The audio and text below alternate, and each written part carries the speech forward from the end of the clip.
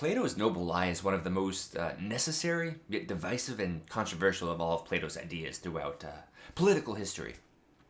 The noble lie, it appears in the Republic, which is Plato's masterpiece. It's his grand treatise on the politics and how to run an ideal political state.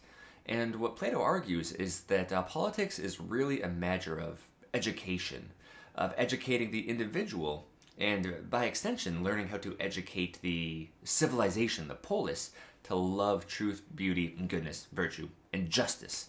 And a good education can help a polis flourish, right? You live or die by your education. So where exactly does the noble lie? Well, what is it and where does it come into play? Well, to understand this, we have to first understand art.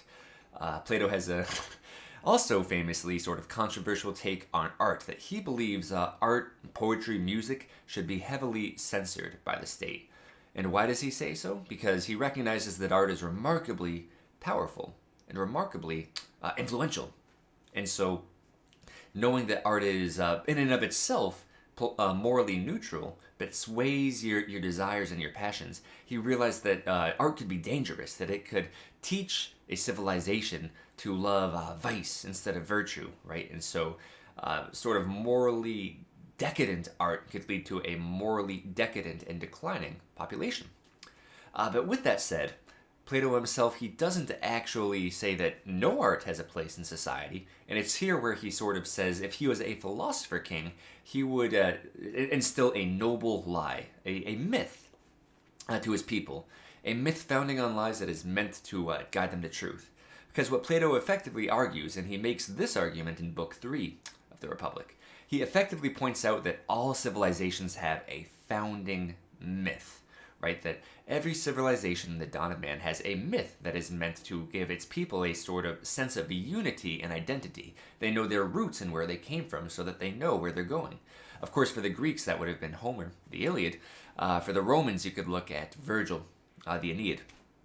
And so what Plato proposes is he would tell his civilization the myth of the metals. I've got a little passage here from the Republic. The myth would go that everyone would believe God in fashioning those of you who are fitted to hold rule of mingled gold in their generation, for which reason they are the most precious, but in the helpers silver and iron and brass in the farmers and other craftsmen. And again, if from these there is born a son with unexpected gold or silver in his composition, they shall honor such and bid them go up higher, some to the office of guardian. So this is a little vague, but what is Homer saying, or excuse me, what is Plato saying here? Plato is saying his myth would tell his people, his population, that everyone was born with metals of the earth, that everyone has gold or silver or bronze in their soul, and that based off of which metal they had, they would be assigned to a class, right? That those who had gold inside their soul would be rulers, and those of bronze and silver would be more of the sort of economic worker-producing classes. The reason for doing this is Plato he had a sort of aristocratic take on politics. He recognized that some people are more fit to be rulers than others, right? Some people have a better understanding of virtue than others, and such people who are more fit to lead should have gold in their souls and should be part of the ruling class. Other people will thrive in business or commerce, economics, and they should be with the bronze or the silver class. So, of course, Plato would say this is a lie because, literally speaking, people do not have gold, silver, or bronze in their soul. But if everyone believed that, this would help everyone naturally fall in love with their rightful place in society so that society could have their distinct hierarchies where each person is apportioned to their labor as due to their nature. And as such, everyone is not just allotted where they need to be, but they're happy with where they need to be as well. And as such, this would be to the benefit of not just society, but even the individuals, because everyone is acting in accordance with their nature, which helps lead them to the logos, or the truth of reality that helps set them free, to speak a little casually. So even here for Plato, this is the big point, is the noble lie is not about manipulation for social engineering purposes, but it's manipulation to help guide souls to truth, right? Telling a superficial lie to guide people to a deeper truth.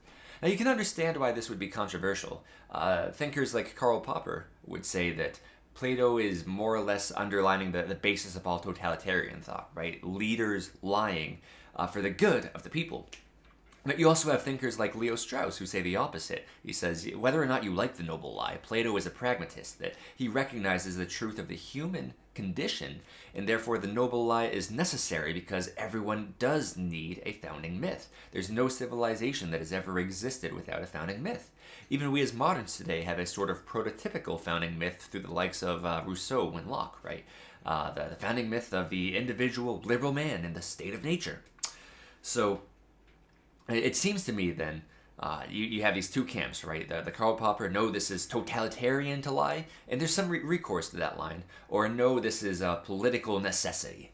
And you might ask, well, what is the right solution? And I would propose there is actually a third camp that solves the problem of the noble lie, and that comes from Tolkien, of all people, which is an interesting idea because Tolkien is, of course, Oxford professor, author of Lord of the Rings, great fantasy writer, certainly not specialized in politics. Well, what does he have to offer to this conversation?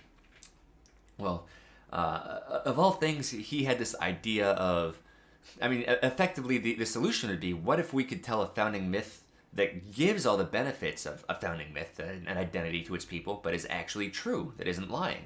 And Tolkien says, well, there is actually a true myth. Tolkien's idea of the true myth actually first appears in a conversation that he has with his friend C.S. Lewis. Lewis, famous Christian apologist, was an atheist for 30 years until he heard Lewis's argument of the true myth.